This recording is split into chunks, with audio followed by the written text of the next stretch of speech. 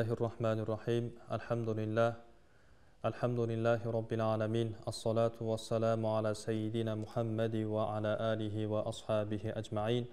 Олы жаратқан Алла Таалаға шексіз мақтаулар, алқыш, шүгірлеріміз болсын. Андан соң сүйікті пайғамбарымыз көзіміздің қареге, қияматтағы шапаатчымыз жана жашоодогу үлгү тутарыбыз болгон пайғамбар алейхиссаламға, анын үй бүлөсүнө, сахабаларына салам жана салаваттар болсын. Жаратқан Алла Таалам тутуп аткан орозолорубузду кабыл, кылып аткан кайыр ихсандарыбызды дар көйүндө кабыл кылсын.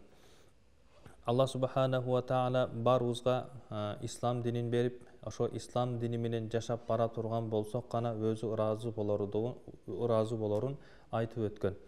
Алла Субханаху ва Тааланын сиздер менен биздерге буйруган ар бир иш аракетте, амалда сөз түрдө ийгиликтер, жакшылыктар бар. Пайғамбар саллаллаху алейхи ва саллям өзүнүн куттуу бир хадисинде айтат: "Бунияль исламу аля хомсин", ислам дини 5 нерсенин үстүнө курулган. Бул 5 нерсе ар бири өзүнчө мааниге ээ. Пайгамбар алейхиссалам ар бирине өзүнчө түшүндүрмөлөрдү, тактамаларды жана анын фазилеттери туурасында атап деп өткөн. Биринчиси, 5 нерсе, ислам 5 нерсенин үстүнө курулган. Анын эң алгачкысы шахадату ан ла илаха иллаллах ва анна мухаммада расулуллах. Биринчиси, Алла Тааланын жалгыз гана зат экендигине, ага теңдеш эч ким жок экендигине ыйман келтирүү, анын катарында пайгамбарыбыз Мухаммад саллаллаху алейхи ва саллям эң акыркы Алла Тааланын элчиси экендигини моюндап, ага ынануу, ага күбөлүк келтирүү, ишенүү — бул эң биринчи исламдын түркүгү. Пайгамбар саллаллаху алейхи ва саллям айткан: кайсы бир момундун көкүрөгүндө, кайсы бир пенденин көкүрөгүндө ыйманы боло турган болсо, ал ыймандын өлчөмү бир буудайдын данынча болгон эле болсо, ал сөз түрдө бейишке кирет деген. Адам бул дүйнөдө намаз окубашы мүмкүн, зекет бербеши мүмкүн, орозо тутпашы мүмкүн, Кудай Тааланын астына күнөөкөр болуп барат, бирок Алла Таалам ошол пендени кылып өткөн катасы, кемчиликтери, Кудайга тоң моюндук кылгандарыны тозокко салып жууп кетиргенден кийин аппак боюнча бейишке кайра чыгарат дейт. Пайгамбар алейхиссаламдын кимдин көкүрөгүндө буудайдын данынчалык болсо да ыйман болсо, ал сөзсүзгө бейишке кирет дегендин түшүндүрмөсү мына ушундай. Анан экинчи түркүгү бар. Экинчи түркүгү намазды тургузуу, намазды окуу дейт. Пайгамбар алейхиссалам бир канча осуяттарында, Алла Таала дагы өзүнүн Кур'ан-ы Каримдин бир канча орунунда намаз окууга буйруган, намаз окуунун фазилеттүү амал экендигин айткан. Алла Таала канча жерде акыймуссала, намазды тургузгула, намазга бек болгула деп кайрылган. Пайгамбар алейхиссалам дагы намаздын фазилети туурасында: намаз бул бейиштин ачкычы деп айткан. Кыямат күнүнө барганда пенде биринчи намаздан суралат. Ал намазына так жана даана жооп бергенден кийинки амалдарын өтөт. Намазынын эсеби жеңил болгон болсо, калган орозо, зекет жана башка иштери жеңил өтөт деп айткан. Исламдын үчүнчү түркүгү бул зекетти берүү. Алла Таала Кур'ан-ы Каримде кайсыл жерде намаз тургуз десе, ага жанаша эле зекетти дагы бергиле деп баса белгилеп кеткен. Албетте, колуна Алла Таалам байлык берген, колуна дөөлөт берген инсан ошо колундагы нерсесини, байлыгын жоготуудан коркот. Байлыкты кантип сактоо керек десе, Алла Таала айтат: сен Алла Таала берген мал мүлкүң эсепке жеткен болсо, шарият көрсөткөн өлчөмдү түзүп турган болсо, ошол нерсеңен зекет чыгаруу сенин колуңда турган байлыгыңдын сакталышына же болбосо көбөйүшүнө кепилдик деп айтат. Андан кийинкиси орозо. Орозо бул ошол исламдын 4-түнчү түркүгү. Алла Субханаху ва Таала бардык амалдардын, иш аракеттердин сообуну так көрсөтүп койгон. Эгер сен намаз окуй турган болсоң, мынанча сооп, жамаат менен окусаң 27 эсеге бул көбөйтүлөт деген. Бир жакшылык ишти аткара турган болсоң, 10дон 70 эсеге чейин көбөйтүлөт деп Алла Таала ар бир ишке өз өлчөмүн койгон. Бирок хадиси кудусилерде пайгамбар алейхиссалам хадистерин айтат: бирок орозо андай эмес. Орозонун соогун Алла Таала бул мен үчүн туткандык үчүн, анын соогун мен берем, анын соогуну эч ким билбейт дейт. Демек, орозо Кудай үчүн тутулат жана анын соогу эсепсиз, Кудай Таалам өзү берет. Исламдын 5-түркүгү хаджул байт, ман истатаа илайхи сабила. исламдын 5-ші түркүгү ажылык амалыны аткаруу ким ага кадыр болгон болсо дейт. Ушу 5 түркүк менен ислам дини кайым болуп тек турат дейт. Ошондо 5 амалды толук аткарганда гана биз исламдын көрсөтүлгөн, исламдын бизге аткарышка жолдоп койгон бардык амалдарыны аткарган болуп эсептелет экенбиз. Бүгүнкү сиздерге айта турган темабыз дагы мына ушул исламдын 5-ші түркүгү ажылык туурасында болмокчу. Алла субханаху ва таала Кур'ани Каримде аузу биллахи минеш шайтанир ражим Валиллахи алан-наси хиджул байти ман истатаа илейхи сабила. Пенделерге күч кудурети жеткен адамдарга Алла Тааланын ошол байт деп коебуз, үй харам мечитини зыярат кылыштарыны, ажылык аткарыштары милдет болду деп Куранда ушундай баяндалат. Ибрахим алейхиссалам Алла субханаху ва таала башка адамдардын арасынан пайгамбар кылып тандап алып, ага пайгамбар озыйпаларды жүктөп, ошонун катарында эле ошол биз кыблабыз болуп аткан Байтуллахты курууну буйрук кылат. Фалама фарага Ибрахим мин бинаил байт. Качан Ибрахим алейхиссалам Алла Тааланын буйругун аткарып, Байтуллахты Алла Тааланын ошол үйүнү, Кабатулланы тургузганда, тургузуп бүткөндөн кийин Алла Таала Ибрахим пайгамбарга карап кайрылып айтты: Ибрахим, эми сиз үнүңүздү чыгарып, жалпы жер бетиндеги адамдарды чакырыңыз, аларга ажылык парз болду, ажылык амалдарын аткарсын дейт. Ошондо Ибрахим пайгамбар Алла Таалага калап: О жараткан Алла, о Роббум, мен бир кичинекей пендең болсом, менин үнүм кайсыл гана жерге жетмек дегенде Алла Таала айтат: Ибрахим, чакыруу сизден болсун, сиздин үнүңүздү башкаларга жеткирүү менен болсун деп Алла Таала жеткирүү убадасын алып Ибрахим алейхиссаламга чакырууга буйрат. Ибрахим алейхиссалам дөңсөгө чыгып: Я аюханнас, о инсандар, кутиба алейкумул хадж, силерге ажылык амалдарын аткаруу милдет болду. Фахаджу, ажылыкты аткаргыла, ажылык кылгыла дейт. Алла субханаху ва таала өзү убада кылгандай эле ошол Ибрахим пайгамбардын чакырыгыны бүтүндөй жер бетине жеткирип, ошол чакыргын деген буйруктан баштап, ажылыкты аткаргыла дегенден баштап, бүгүнкү күнгө чейин ажылык амалдарын аткарып келатат. Бул Алла Тааланын ошол бүтүндөй жер бетине Ибрахим пайгамбардын үнүнүн жеткиргендигинин далили. Албетте, ажылык амалында үлкөн сооптор бар. Жогоруда айтып өткөн 4 түркүккө өзүнчө убадалар берилгендей эле, ажылык амалын аткарууда дагы үлкөн сооптор бар. Аны биз катарынан эфирибиздин жүрүшүндө атап өтөбүз. Ал-хаджу яхдиму ма qablahу. Ажылык өзүнүн алдыңкы нерселерди кечип салат. Демек, бир адам ажылык амалын аткаруудан алдын күнөө иштерди аткарган болсо, пенделик кылып, унутчактык кылып, жаза баскан болсо, бушу күнөөлөрдүн бардыгын ажылык амалын аткаруу менен баштайт. Пайгамбар саллаллаху алейхи ва саллям өзүнүн куттуу бир хадисинде айтат: "Ман хаджа фалам ярфут ва лам яфсук, раджака яуму виладати умму." Кайсы бир адам ажылыкты эч кандай бузукуусуз, уят сөзсүз, жаман ишсиз, шариат көрсөтүлгөн чийиктен чыкпастан аткарып келе турган болсо, ал кудду энеси төрөгөн күндөгүдөй күнөөдөн аруу болуп кайтат деп айткан. Албетте, ажылыктын азыр жогоруда атап өткөндөй бүтүндөй күнөөдөн арылып кайта турган бир ажылык болушу үчүн сөз түрдө шарты бар. Шариат көрсөткөн ар бир амалды толук аткарышы керек. Ошондой эле кайтарылган бузук иштерден, уят сөздөрдөн, талашып тартыштан тыйылуусу керек. Жана ажылыктын өзүнүн аткарбай турган, айып салынган орундары бар. Мына ушуларды аткарбай келген болсо, хажрул мабрур болот дагы, өзүнүн алдыңкы кетирген ката кемчиликтерди кечире турган ажылык болуп эсептелет.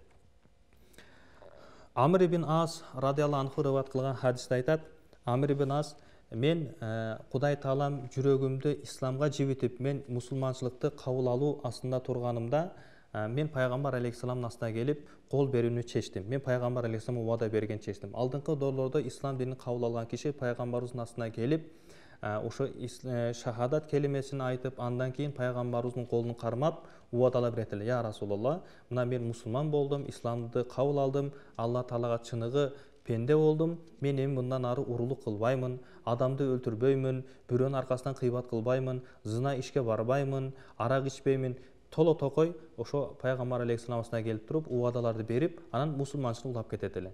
Куду ошондой эле мен исламды жүрөгүмө кабыл алып мусулман болуп пайгамбар алейхисаламга убада бериш максатында астына келип отурдум. Анан пайгамбарыбызга колумду узаттым дейт. Байат бериш үчүн, пайгамбарыбызга убада бериш үчүн.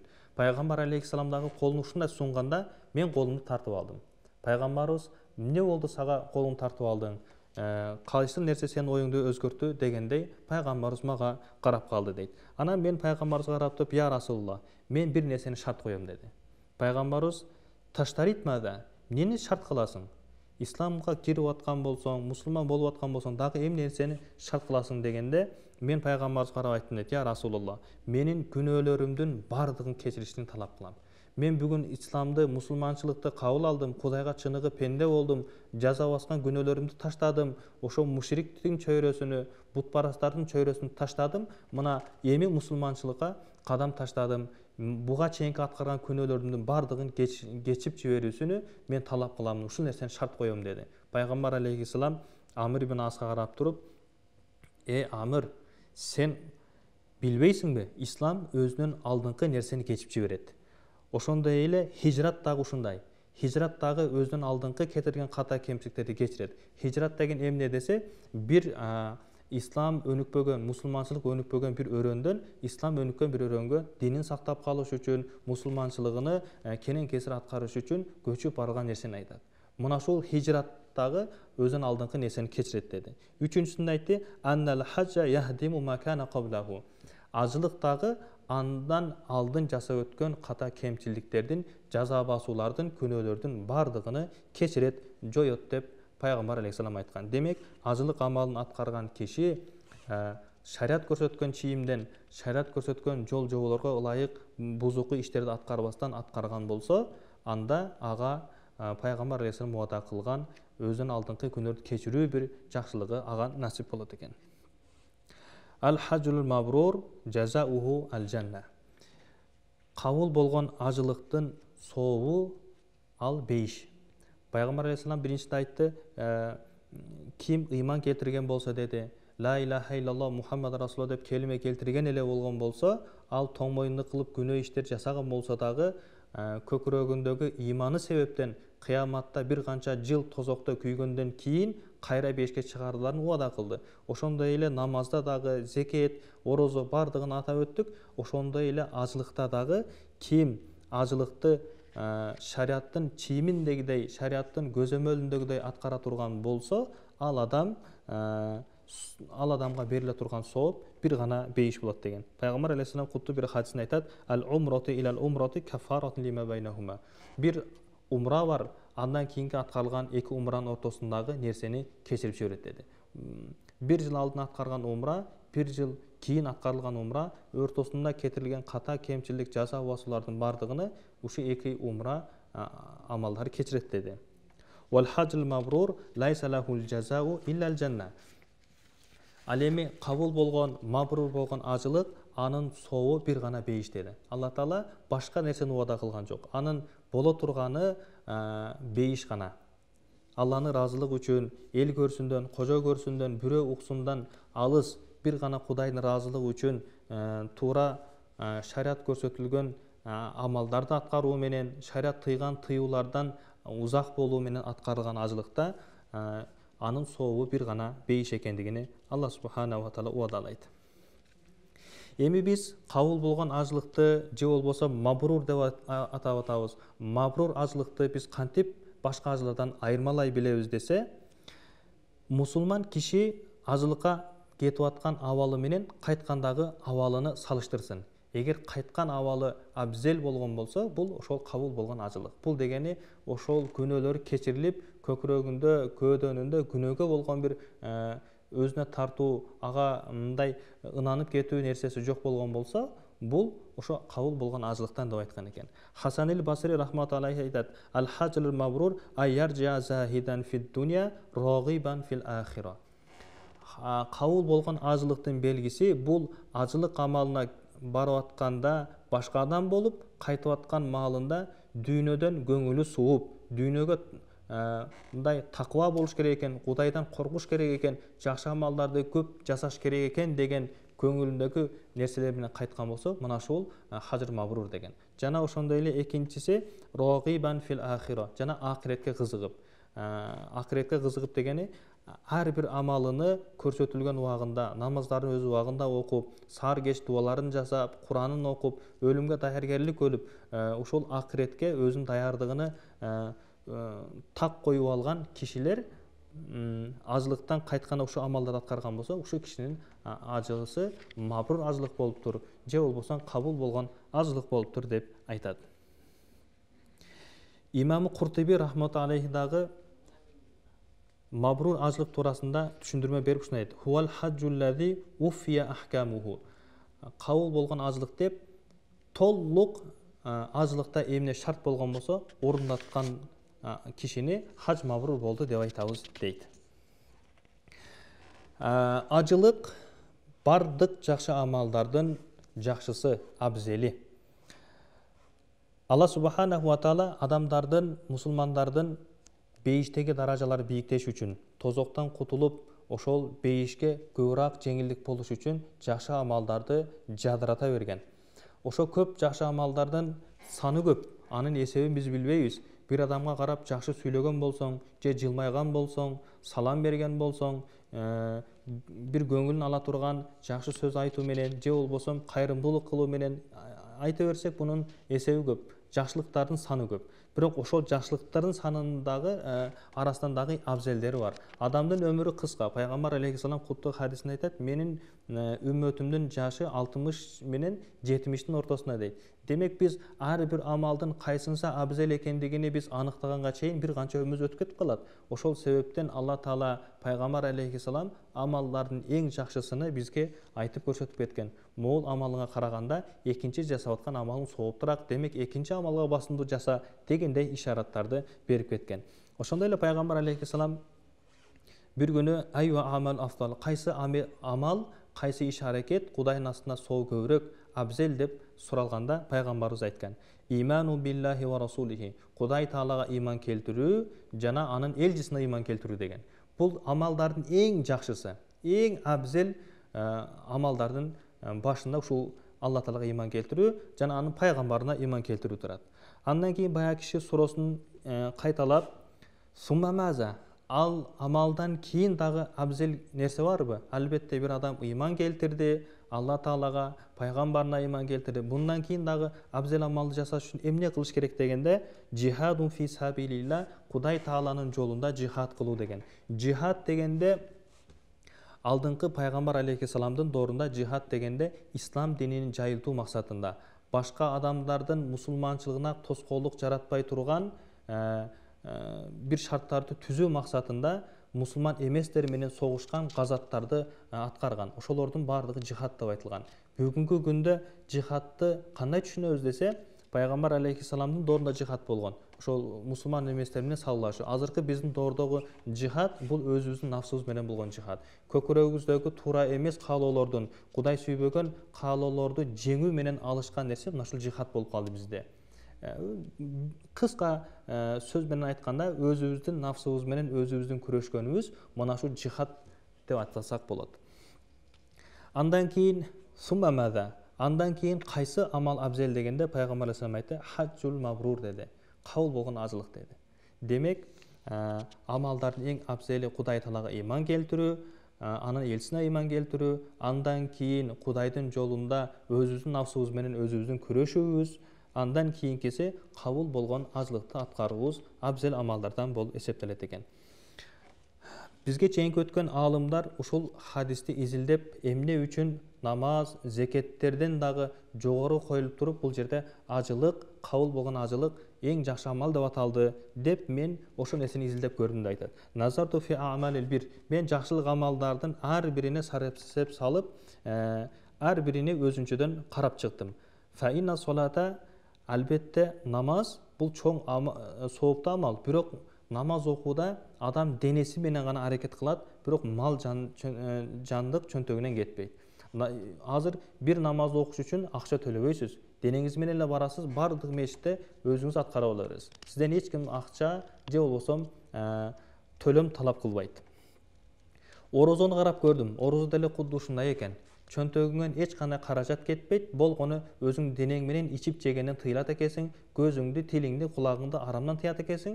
Бул дагы дене мүчө менен гана аткарыла турган амал экен. Ал эми ажылыкка карай турган болсом, бул дене мүчөң менен дагы жана чөнтөгүңдөгү каражатың менен дагы, малың менен дагы, дүйнөң менен дагы аткарат экенсиң. Ошол себептен ажылыкты Пайгамбар алейхиссалам эң абзел амалдардан деп атаганы ушул экен деп бизге чейинки өткөн аалымдар ушундай айтышкан экен.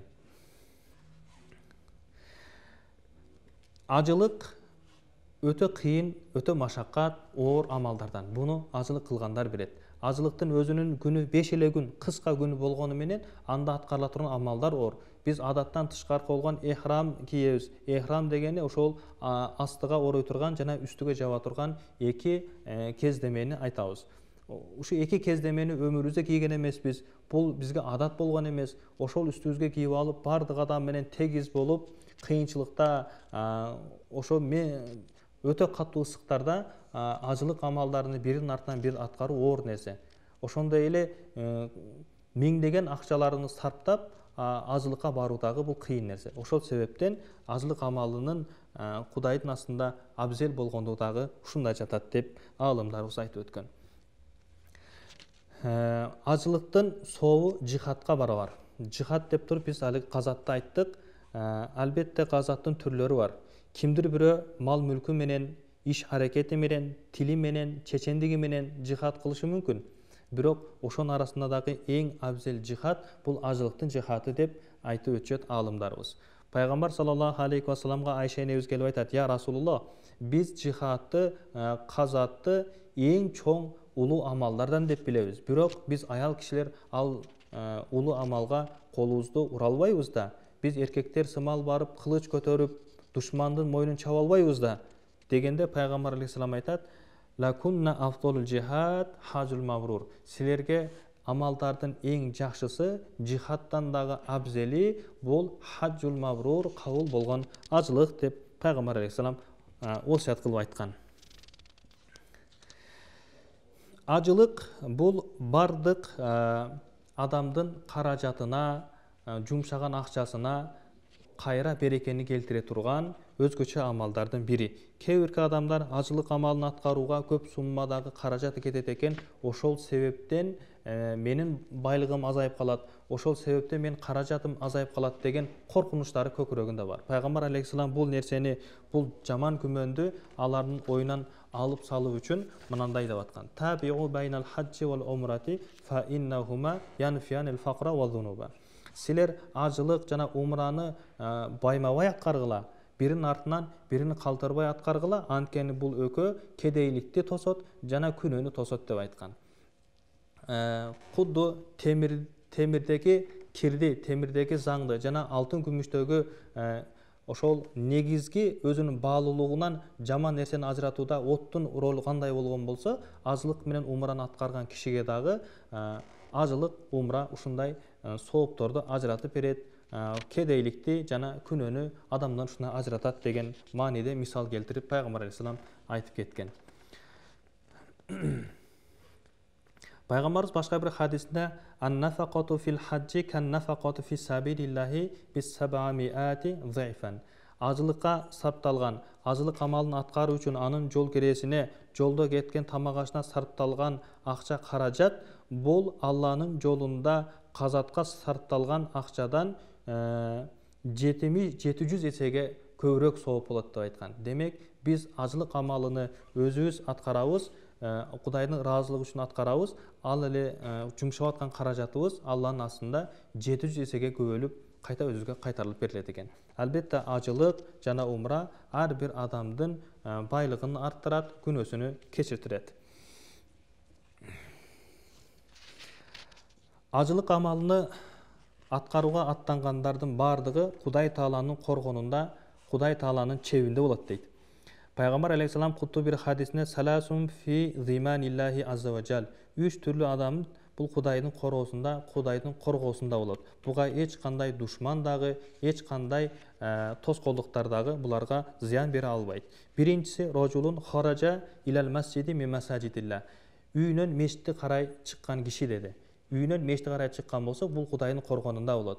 Негизги максаты мешитке барып намаз окуу, Кудай Таалага табынуу болуп аткан болсо, бул кишилерди Алла Таалам өзү коргонуна алып сактап коет. Ага эч кандай зыян, кокустук, оору жана башка нерсе келип тийбейт. Ворожулун хаража газиян фи сабилилла. Алланын жолунда Кудайдын дини азиз болсун, Кудайдын дини жер бетине жайылсын деген максатта газатка чыккан болсо, бул кишилер дагы Кудайдын коргонунда болот. Үчүнчү түрдөгү киши ворожулун хаража хаджан, ажылык амалын аткаруу максатында жолго чыккан болсо, бул кишилердин дагы Кудай Таалам коргонуна алат деп айтат. Жана ошондой эле кайсы бир киши Кудайдын ыраазылыгы үчүн ошол хаж мабрур болсун, Кудай Таала менин буга чейинки кылган күнөөмдү, инсандык кылган, унутчактык кылган күнөөлөрүмдү кечирсин деген максатта ажылыкка чыгып, бирок ажылык амалына жетпестен Кудай Таалам ага өмүрүнү кыскартып, же болбосо Алла Таалам ошол жерде өлүмдү салган болсо, ал киши шейттердин даражасына кетет, жана ошондой эле убада кылынгандай бейиши берилет деп айтат.